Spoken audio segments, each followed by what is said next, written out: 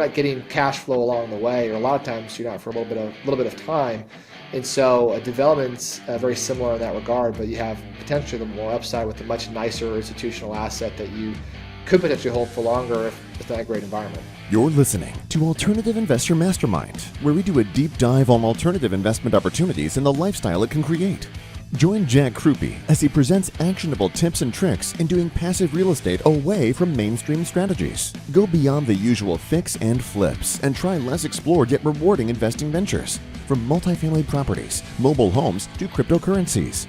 Do not miss this opportunity to escape traditional assets and finally create wealth without Wall Street. Now your host, Jack. Hey everybody. So we've got a great episode today with Ben Fraser from Aspen Funds. I've known Ben for over 10 years.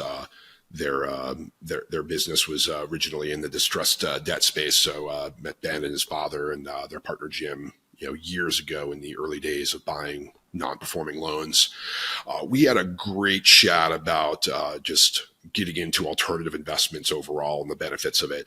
We were originally planning to hold this episode for a virtual summit, but we're still planning to do a virtual summit, but that schedule has just been pushed back due to some travel and just other obligations we have here. So I didn't want to hold it for too long. So we're just going to release it for free as a podcast episode. And I think it was a great chat, and hopefully you all enjoy it. So enjoy this episode. Ben, thank you so much for joining me on our JCAM Alternative Investment Summit. Really great to catch up with you again. Yeah, thanks, Jack. Looking forward to it, man. It's going to be fun. Yeah, so we've known each other a long time. We've crossed paths in a couple different industries, but I'll let you just tell your story and your background and how you got into alternative investing. Yeah, absolutely. So I'm a chief investment officer at a company called Aspen Funds. And Aspen, similar to you, are in the private equity space. We do a lot of real estate investing. We also do oil and gas investing, but we're not just single asset class. We do investing in multiple asset classes, multifamily, industrial, storage, retail, and like as I mentioned, oil and gas. And so our real approach is what we call macro-driven alternative investing. So we really first want to look at what do we believe are the kind of macro economic trends that are supporting certain investment theses, and those can change over time. And so we're not kind of locked into one single asset class, but that we can adapt and be agile in our investment thesis to go where we think are the best risk-adjusted returns based on where the economy is at. Rewinding the clock a little bit, my career actually started in kind of the debt side of the world. So I was actually a commercial bank underwriter and a commercial lender for several years. And so kind of cut my teeth on doing the underwriting, looking under the hood of some of these deals and learning how to, underwrite deals properly. And it was a good experience. Definitely learned how to look at risk, how to measure risk, how to quantify it, and look at the downside. But eventually got a little bit burned out because there's only so much, you can only be so happy when you're just looking at the negatives all day long. And definitely wanted to kind of come more to the equity side. And what was interesting, looking back then, one of the cool things that I got to do was, with the most successful borrowers of our banks and multiple banks that I worked at, you generally get to look at the personal financial statement of these very wealthy borrowers and see what they were doing. How did they make their money? What were the commonalities between them, and what were the things they're doing? And, in a really simple kind of consolidation of many years of experience, the kind of two things that stand out to me is, commonalities between those successful people were, one, they generally were entrepreneurs or business owners, and two, they invested a lot in real estate, direct real estate, commercial real estate. And so to me, it kind of got the wheels turning, seeing, some of these people that had a lot of success. And when the opportunity presented itself with Aspen Funds, was able to jump over, and now I get to serve investors as you do in trying to, provide and find the best risk-adjusted opportunities in this alternative investment landscape. That's great, and I know the business somewhat got started before you jumped on board, but it's a family business and a close partnership of a few very close friends and business partners, and I know your father and I know Jim, another partner personally, and I loved hearing their story about how things got started, and really the foresight to invest in non-performing second mortgages in 2008, 9, 10. I know you. When did you come? You came on a few years later, right? Yeah, I joined in 2015, I believe, or 2016. So yeah, about 6 or 7 years ago. Yeah, and then one of the things when I think of you and I think of the firm in general, though, is you guys were early to that trade, and you were right. And I know I'm going to talk with Bob as well, but I'm just curious what you heard from your perspective while you were still on the banking side, and they were making that, and the firm was making that pivot early on. I'm sure you heard some stuff at the dinner table, and just are out on the golf course with those guys. What do you recall from back then on sort of how that trade developed? And what your thoughts were on it? I mean, you'll probably hear a lot more from Bob, but the kind of interesting thing about when they started Aspen, over 10 years ago now, it was never intended to be the business that it is today, right? It was really, hey, we see this opportunity, as a result of the great financial crisis and buying up distressed debt, and let's go raise a fund from friends and family. Let's prove out the model and make a few bucks and call it a day. And because of the success they had early on, and to your point, be able to kind of catch this wave in this industry, really became this ongoing legacy business that we're now still operating 10 years, in the future. And so it's definitely it's cool to see from where it started to where we are now. I think one is a testament of just having a little bit of luck sometimes helps, being able to time things. Two, I think just being in a business for long enough, like you eventually figure things out and you can build on that momentum and things compound. Like the power of compounding truly matters. And going back to the earlier kind of point of how we invest, it really formed kind of the bedrock of how we look at investing. We don't look at it just singularly. Here's the asset class. We're going to vertically integrate in this asset class. Our approach is actually different than a lot of operators in that we don't want to vertically integrate. We don't actually want the cost structure and overhead in a certain vertical, because we actually believe the power of picking the right timing and of a market cycle of an asset class is way more accretive and powerful to how much money you make versus saving a few points in economies of scale and vertically integrating. And that's the model that we want to be able to continue to run with. And so we're using kind of the same approach they started 10 years ago, finding this unique opportunity in this market, in other markets now as well, and that we're trying to time and find those indicators that are going to, propel certain asset classes farther than others. Yeah, that's great. And I mentioned being early in the mortgage trade, but I think all of us were kind of early in the alternative investment niche in general. It really was 2012 when they changed some of the rules to be allowed to market. Before that, private placements were really country club deals, and it just wasn't really accessible to the masses. I think that now, there's a seismic shift of people that are, seeing that, the stock market and the whole just buying index funds or just relying on the traditional financial advisor, it's really underperforming, and people are opening their eyes that there's so many better opportunities out there. I know, we have similar types of investors that work with both of our firms. I'd love to hear kind of your perspective on how do you walk someone through who's, maybe never done anything outside of the stock market and is considering investing into private real estate funds or syndications. Yeah, absolutely. It's kind of wild to think that the Jobs Act was only really kickstarted in 2012, or at least the amendments to it to expand Regulation D, which has only been 11 years as of today when we're talking. And talking about trends and waves, from an investment standpoint, I also agree with you. I think we're in the early innings still of a massive shift of capital leaving, Wall Street and coming into Main Street, if you want to call it that, are coming into these kind of private market alternatives. And if you look at pretty much any measure of predictions of that, it is really where a lot of people are forecasting. And we've been seeing that trend over the past several years of more and more private capital, retail capital is coming into these types of deals for a lot of reasons. And it usually comes down to two things. One, it's better diversification and non-correlation to stocks and bonds and mutual funds, which is a whole other conversation. But over the past several decades, the correlations have all gone a lot closer together, right? They all trade a lot closer to correlation of one than they used to. So there's not as much true diversification in a 60-40 portfolio than you had before. And two, generally you can get better returns, more tax efficient returns, absolutely, than going into the public alternatives.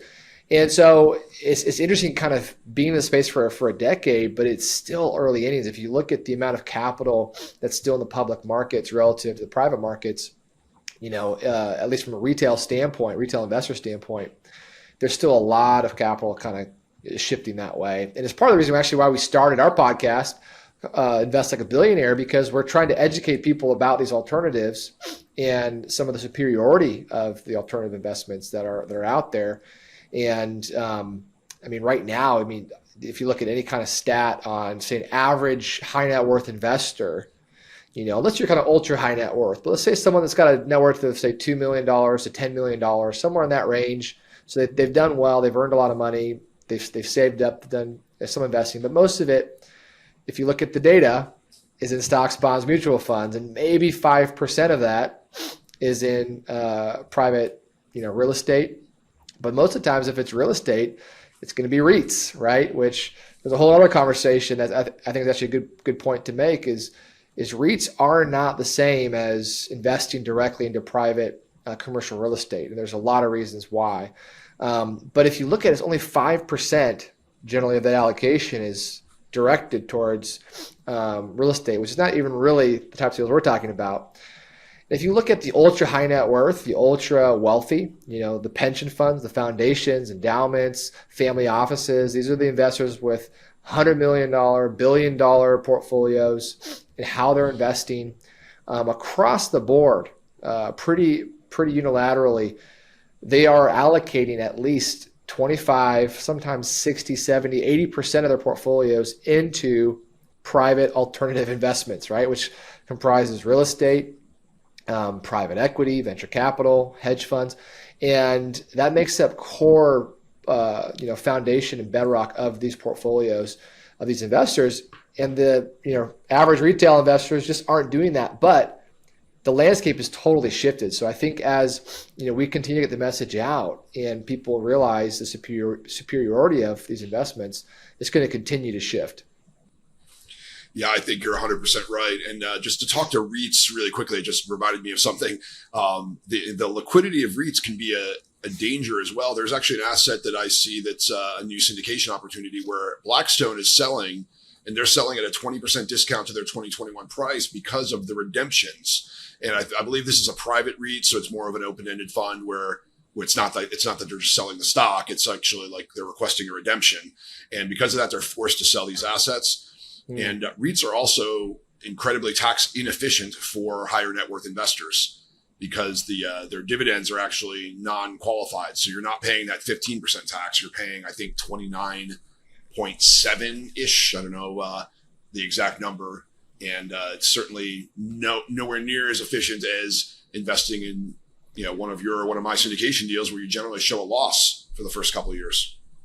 Yeah, 100%. They're really apples and oranges, right? If you say, we want to invest in real estate, most people automatically think REITs, right? Because they got a great marketing campaign for REITs. And sure, the underlying assets are usually real estate, but the vehicle, the structure, and even the pricing of it is very, very different. So to your point, very, very tax inefficient relative to what you can do when you're investing directly into real estate. And the other kind of big thing that we always kind of talk about is liquidity premium, right? So generally the big knock on alternatives is lack of liquidity. So if you invest $1 in a piece of real estate, generally you're not going to see that dollar plus the returns. Maybe you get some cash flow along the way, but you're not going to get that principal back until the asset sells, right? Or refinances down the road.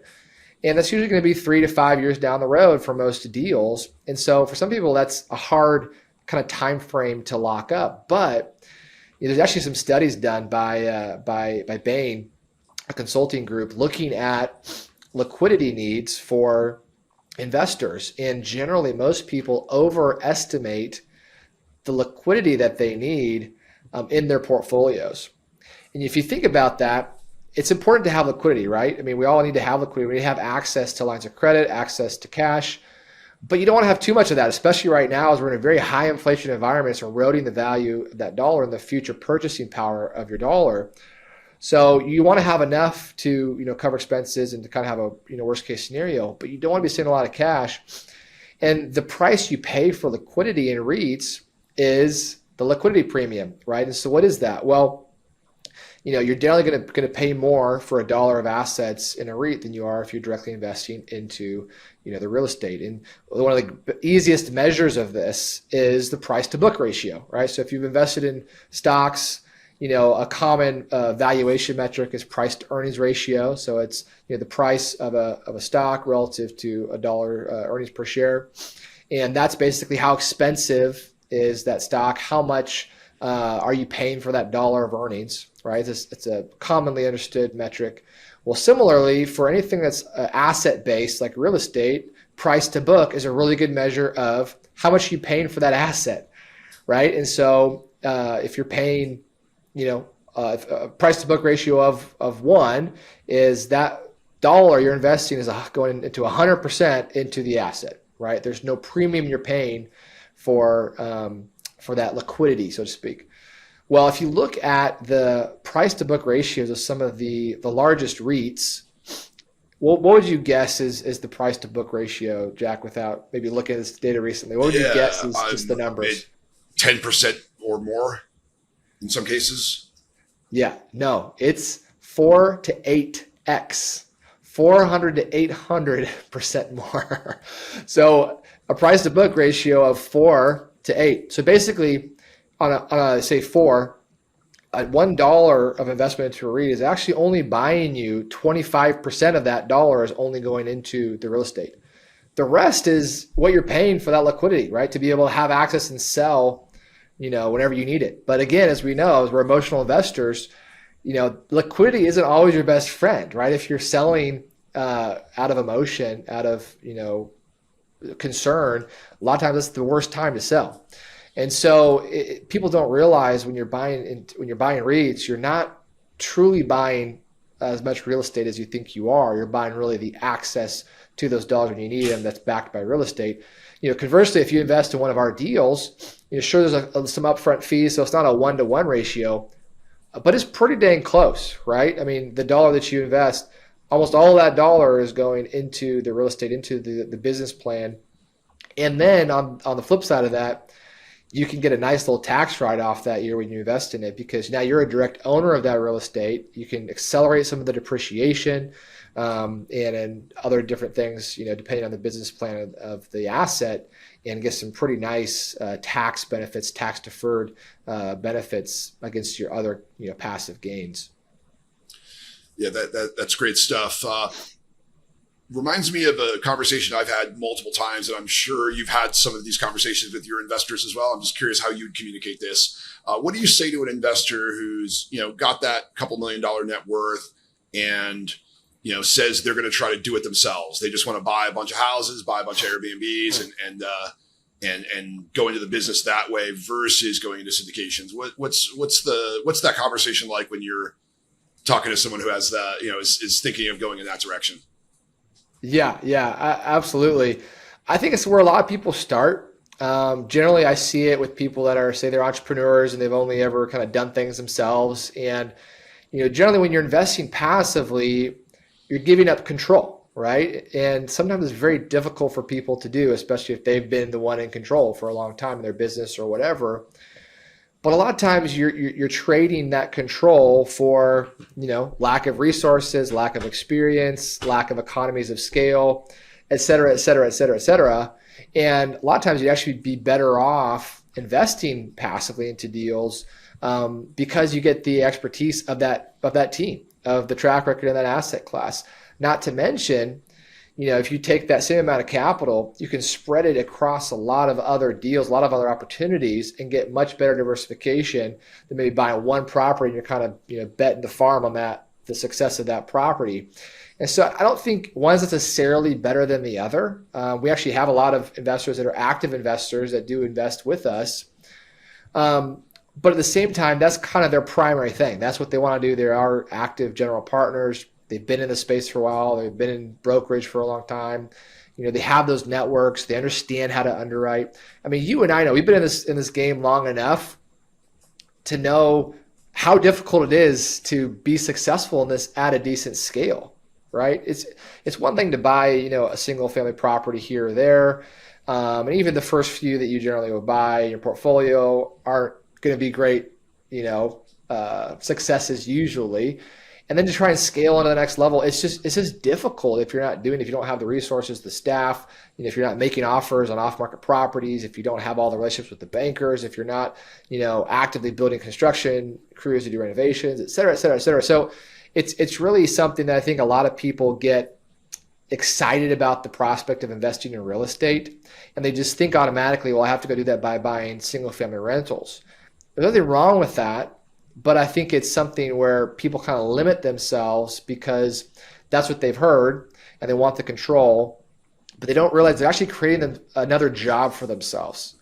One of the great things about it, hey, you and I are active in this business. We're doing this as a full-time gig, but all the limited partner investments that I've made, I don't have to do anything for those. I just sit back and receive checks. I do a little bit of work on the front end, evaluating the deals, evaluating the sponsors, evaluating the strategies. But then from then on, it's just I'm collecting the checks and monitoring how they're going. I don't have to do a lot, right? And that's the great thing about it is you're really not creating a second job for yourself. You really can create true time freedom if you do it wisely.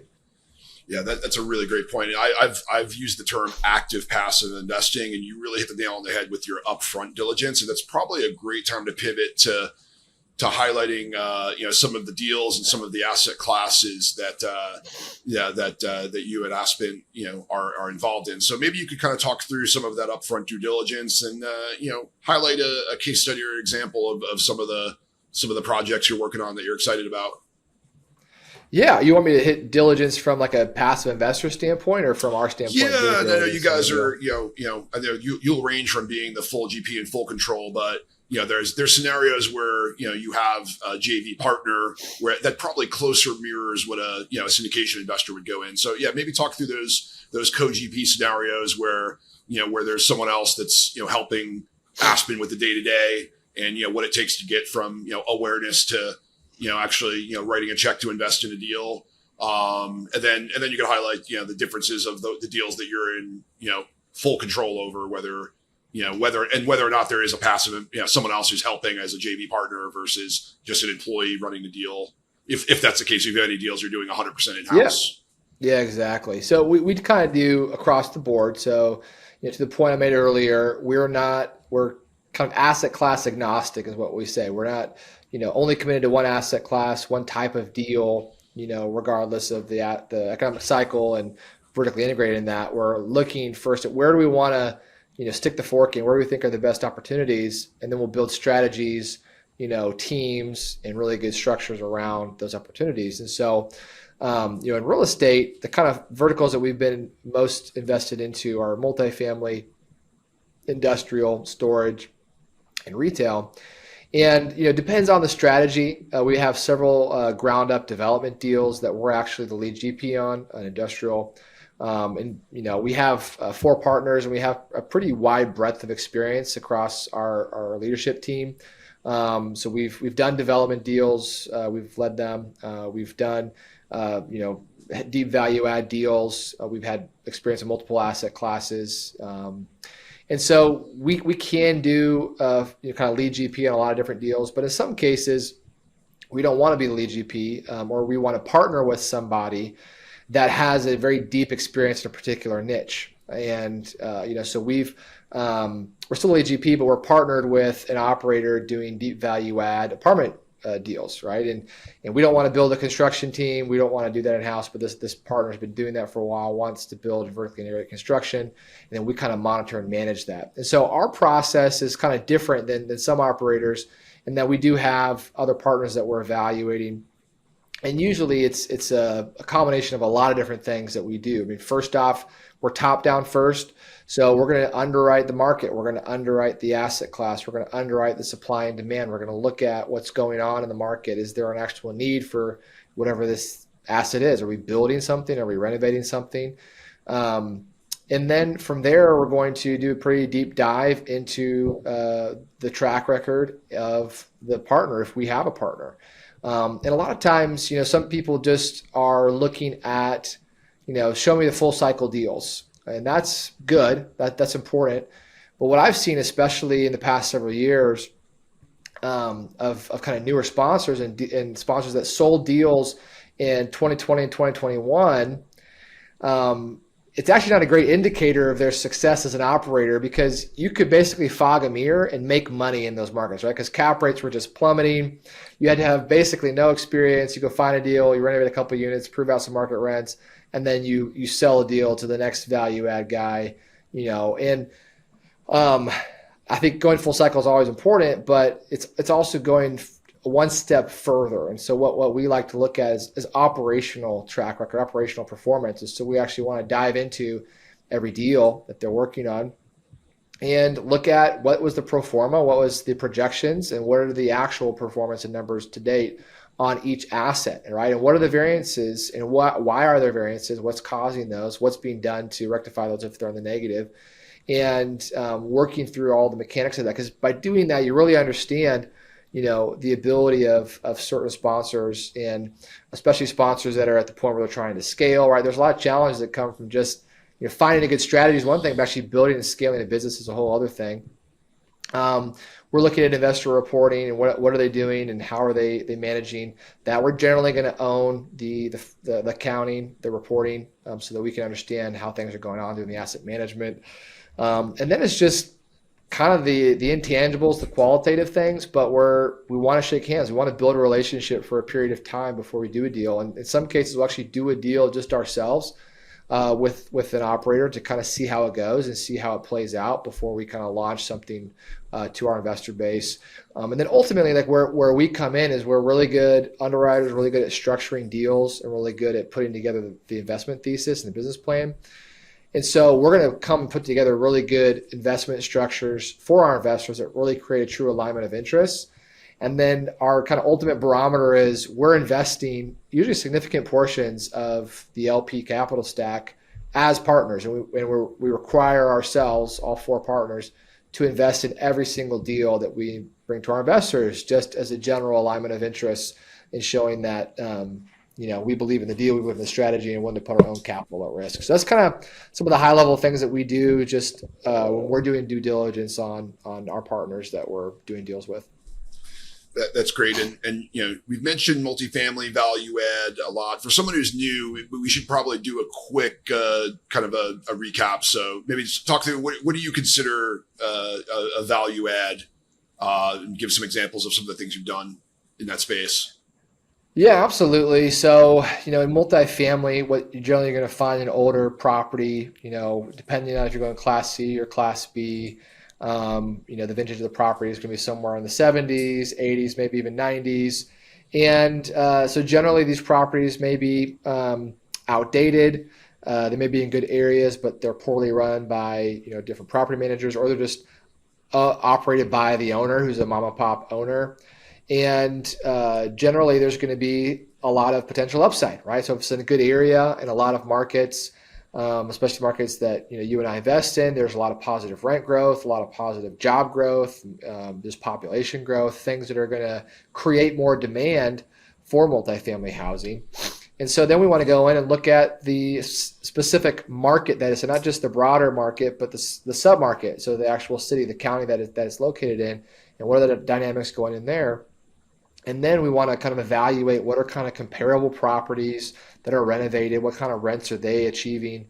And then you put together a business plan. So if we go and renovate these units and pay this much to renovate them up to this level, what are the rents that we can achieve if we do that? And then what does that kind of create from a new valuation standpoint on the property? And one of the cool things, which you and I know this because we do this all day long, but I think is a really important thing for people to understand is just getting into this. One of the really cool things about commercial real estate, regardless of the asset class, whether it's multifamily, industrial, retail, storage, whatever it is, it's really valued as a business, right? And so you've heard the word cap rate, probably, maybe even understand what that means. But basically what it is a multiple on cash flow, right? And so to the degree that you can increase the cash flow of a property by either increasing rents or reducing expenses, you're increasing the cash flow of the property. And when you do that, you increase the value of the property by that cap rate. So a simple way to think about it is a 5% cap rate equates to a 20x multiple. So every dollar that you increase the bottom line by on a property, so if you increase the cash flow of your multifamily property by $1, you've increased the value of that property by $20. Right? So if you add a little bit of leverage onto this, it can be very, very powerful way to generate positive returns. And so that's why you're usually going in on a value add. You want to look at what are ways that we can increase the cash flow of this property. That then was called forced appreciation, to force the value of that property go up based on whatever that asset class is trading at on a cap rate standpoint. And so it's a very, very powerful model. It's been proven a million times. And the devil's in the details, though, and the nuance of understanding the market, understanding the business plan. There's a lot of things that can go wrong, but at a high level, that's how it works. Great, thank you for that. Very well said, and that's to me one of the pillars of alternative investing. The multifamily value add is probably the most prominent, most common, and for a lot of people, it is their first foray in. I know that, and we're invested in one of the deals together, but you mentioned ground up, and kind of a different play there. Different, cash flow takes a little bit longer, but you're building for much cheaper than the market value. Maybe you could touch on one of your, just a good example, whether it's the one we're invested in together, or just you want to highlight kind of how you guys approach a development deal. And, in today's economy with higher rates and with, still a housing shortage, just the overall, thesis and game plan for development. Yeah, absolutely. I mean, development kind of scares investors a lot of times because it's considered riskier, and it is, right? I mean, you're taking additional risks when you're developing a property versus buying an existing property. But there's a lot of reasons why we like development, especially right now. And it's kind of an interesting time to be considering, especially with some of the higher interest rates and other things going on.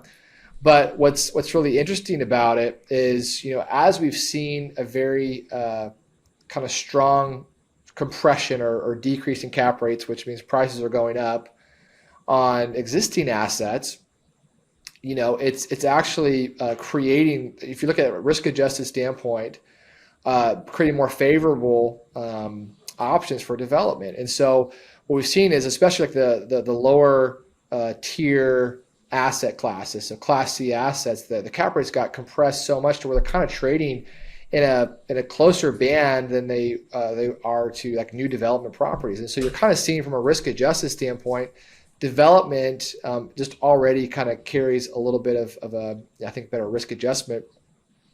And then what's interesting is, because of the new development aspect of this, you're basically building a new property, which is going to appeal to a much larger set of buyers, and usually more institutional buyers. These are going to be, bigger REITs, bigger private equity firms. So you actually have a bigger buyer pool than some of the older vintages, and the cap rates are going to usually trade much lower. And then usually on development, there's a lot more upside potential, right? Because when you're underwriting a development deal, because there are so many things that can impact the success of a development, because of the hold period can be a few years, depending on if the property is fully entitled and permitted, depending on what the financing looks like, depending on what the market looks like, what the construction market looks like. there's a lot of things you have to be ultra conservative on to kind of create the kind of base case of the deal and where you want it to go. But usually that's going to be a pretty attractive return profile anyway.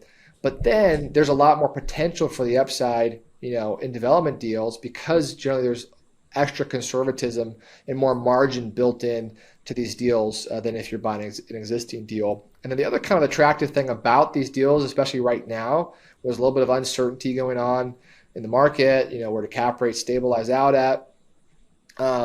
These are usually shorter term holds, right? Or you have the optionality generally to sell, because you can usually, build and stabilize a new multifamily project, usually within 3 years or so, plus or minus.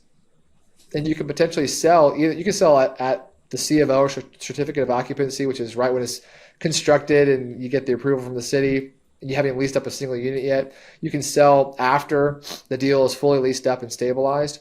Or you can do a refinance and can hold the property for cash flow and operate it for longer. So you have these kind of multiple exit points along the way that make it very valuable from my standpoint as an investor, to where you kind of have a plan A, a plan B, plan C, and all of them can be good depending on what's going on in the macro environment. So you have a little more control.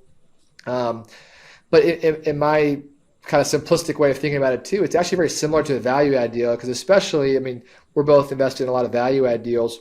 If they're heavy, deep value add deals, you're not getting any cash flow for a little bit of time anyway. And if you're dropping occupancy to go renovate units, you have some cash flow coming in, which is reducing risk. But from an investment standpoint, you're not getting cash flow along the way, or a lot of times you're not for a little bit of time. And so a development's very similar in that regard, but you have potentially a little more upside with a much nicer institutional asset that you could potentially hold for longer if it's not a great environment. Yeah, that's great. And one of the thoughts I had as you were describing the various times you can sell is we've seen some value add deals that were basically taking lease up risk, buying the new construction where it was 50 or 60% leased, or maybe the developer was purposely renting the units for a few $100s below market just to incentivize the tenants to move in. And, there's times where a buyer will just not have to do any construction or maintenance, but just have to hold that asset for 2 or 3 years and manage the rent roll and manage renewals and get rents fully to market. And there's room there. And for the right developer, if they've bought it right and they constructed it at a lower basis where they've got a lot of margin built in, it makes more sense for them to sell, and they go on and they build another project. Because I say there's a lot less people capable of building than there are capable of doing value add. So sometimes they just make that strategic decision to focus on selling early and just build something else rather than hold for that 3 to 5 years. Yeah, 100%. And I think going back to the supply demand aspect of this, one of the reasons I really like development right now is, we've seen a lot of deals that were done in kind of the 2020, 2021 timeframes. That was because of the really cheap financing. Everything's just going crazy in multifamily. And a lot of those deals are now being completed, right? So we're seeing a lot of new completions being brought to the market. So we're seeing a lot of new supply just coming to a market. And, as you and I know, there's a massive supply shortage of housing just across the board. And especially now that, single family construction starts are way down, and the single family market is so just challenged from a supply standpoint, and it's not likely going to shift anytime soon because not a lot of new construction happening. That's forcing a lot of people to continue to rent longer, and they just can't afford the down payment. They can't afford, especially with these higher interest rates, et cetera. And so it's creating a lot more demand for multifamily alongside of there's just a shortage from a population growth standpoint, household formation standpoint. And so we're seeing a big glut of supply going to be hitting the market kind of the second half of 2023 into the first half of 2024. And by some measures, some of the biggest supply that we've seen ever. But what's really interesting is if you think about, you kind of forecast it out, maybe there's going to be a little bit of drop in occupancy. And I'm sure all the headlines will say, oh, multifamily is over, all these properties are, occupancy is down. But the reality is just timing, and there's need for this. It takes time to absorb new product, to lease up new units. But then if you kind of forecast a year, 18 months, 24 months out from now, we're kind of back in the same position that we are in right now and were in a year ago. And if you look at right now, all the new construction starts have kind of plummeted, right? And it makes sense because financing is so much more expensive. Banks are really, really tight on the deals that they're doing. They're, don't have the ability to lend like they did before because they can't get paid off on other deals. And so they're much more reticent to lend. So it's just really difficult to do deals right now. And so we're actually in the middle of several bigger development deals that we're working on. And it's difficult to put them together, right? Because it's just a hard environment to do deals in. But I actually think it's the perfect time to be doing it because by the time these deals get constructed and you start to begin the lease up, you're going to be back in a supply crunch again. And there's not going to be a whole lot of new competition that you're competing against because all the construction starts kind of fell off a cliff here.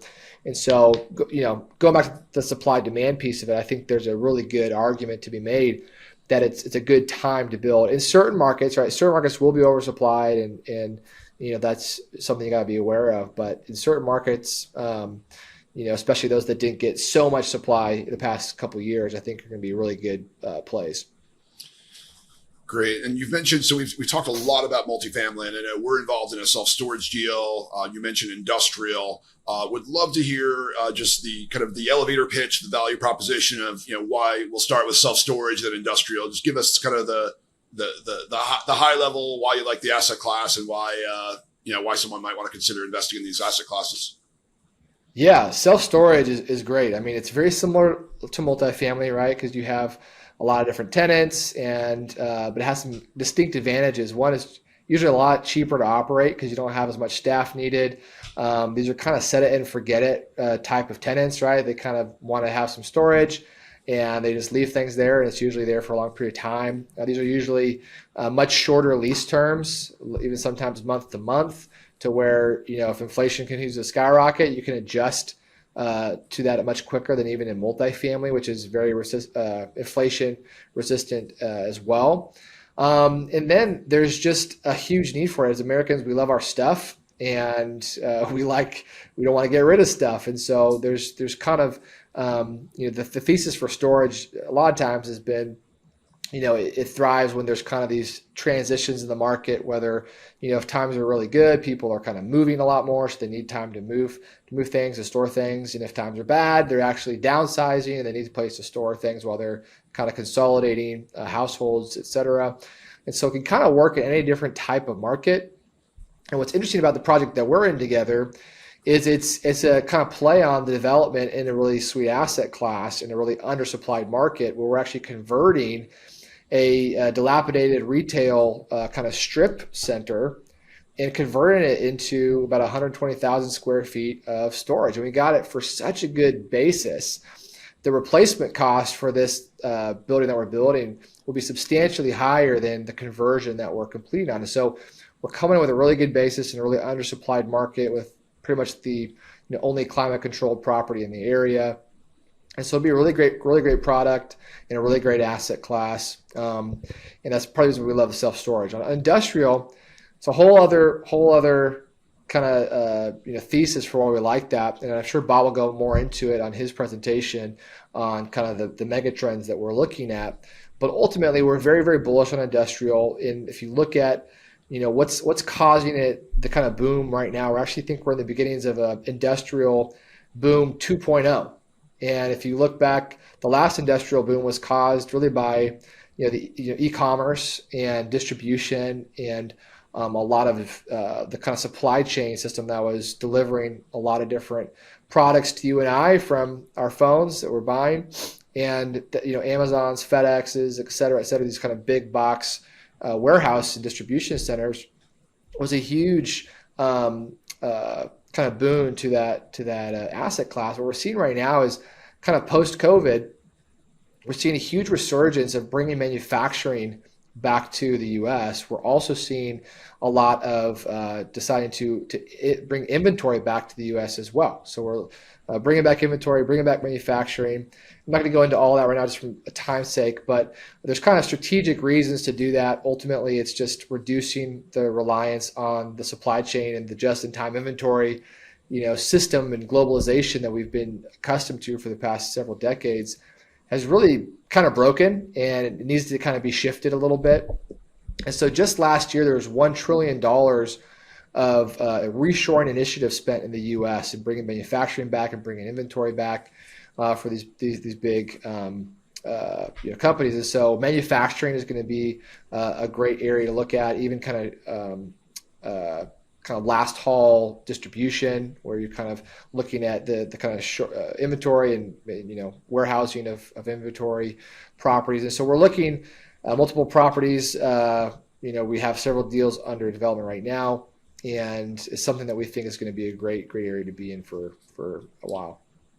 Yeah, that's great. To give perspective, we're in a few deals, and even light industrial. So think of like an electrician or these industries which there's a shortage of labor right now. So I don't know a single general contractor, plumber, electrician that's not more busy than they can deal with. And those guys need office space, but they more importantly need a place to store their stuff and a place to back a truck up into. So I know a number of other operators who love those types of things, and those tenants stay a long time. They have waiting lists for them, and that is just one of the micro niches, just to try to show a live example that most of you, if you're driving somewhere tonight, you'll probably drive past one of those, and instead of just thinking about it now, you can be like, I wonder what the cap rate is and that type of thing.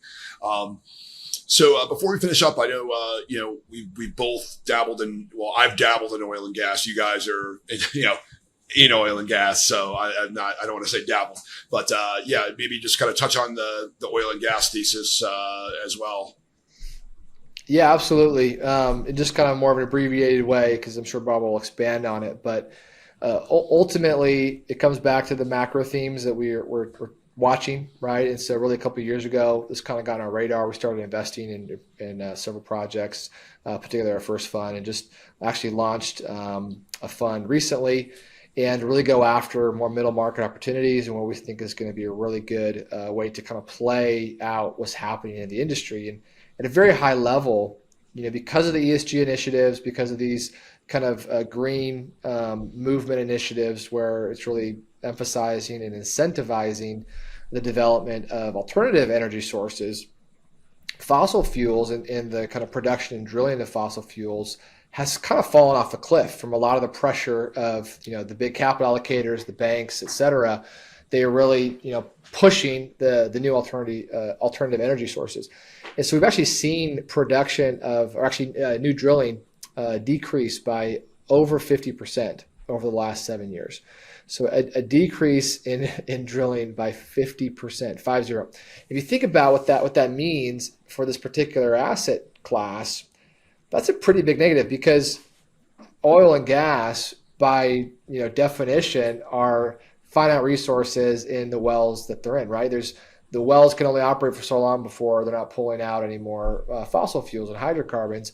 And there's something called depletion, right, which is a real thing, that these basins, these wells get depleted over time. So if you're not drilling, new wells, the production is actually predicted to decline by 5 to 7% per year, just by normal depletion of current wells.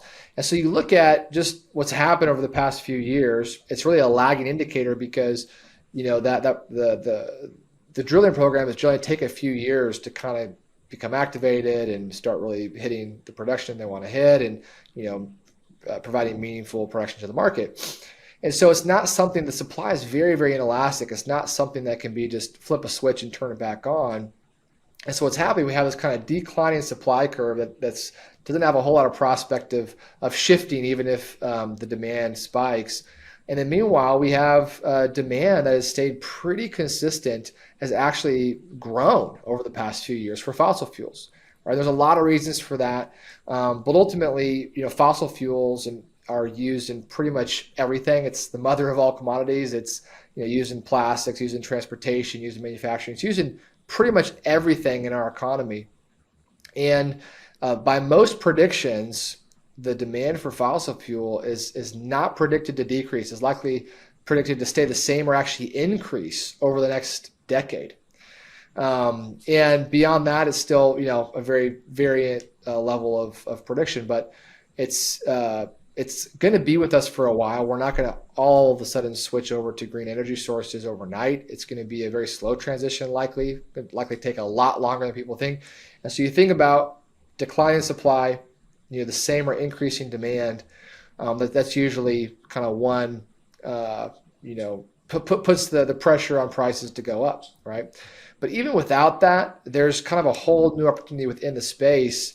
We're not kind of baking in any price appreciation into our pro formas because we can't control that, but it kind of plays into our thesis. But what we are doing is seeing, because of that lack of capital into the space, it's created an opportunity for a lot of these middle market opportunities to come in with really good operators at really good prices to purchase the cash flows, and you can do the drilling and get some of the upside from that. So we think it's a space that's going to be a really good place to be placing capital over the next couple of years. It's one of our probably biggest allocations that we're putting capital towards this year, and something we're very bullish on.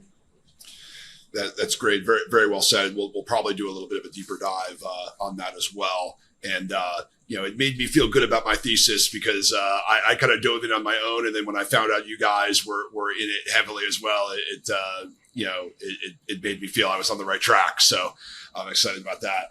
Well, we should, we're running out of time here, but talk about, you mentioned your podcast before, Invest Like a Billionaire, but tell everyone how to get a hold of you or the firm, and feel free to plug anything you'd like to plug.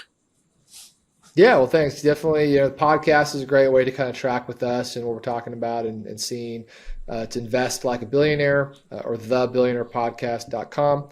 And then our fund, you can see our funds on our website, aspenfunds.us. Great. Thank you very much. And if you have any questions, feel free to put them in the chat, and we will do our best to answer a few questions. That's all for this episode of Alternative Investor Mastermind. Now that you know the many alternative opportunities out there all up for the taking, you can finally become ultra connected and ultra wealthy.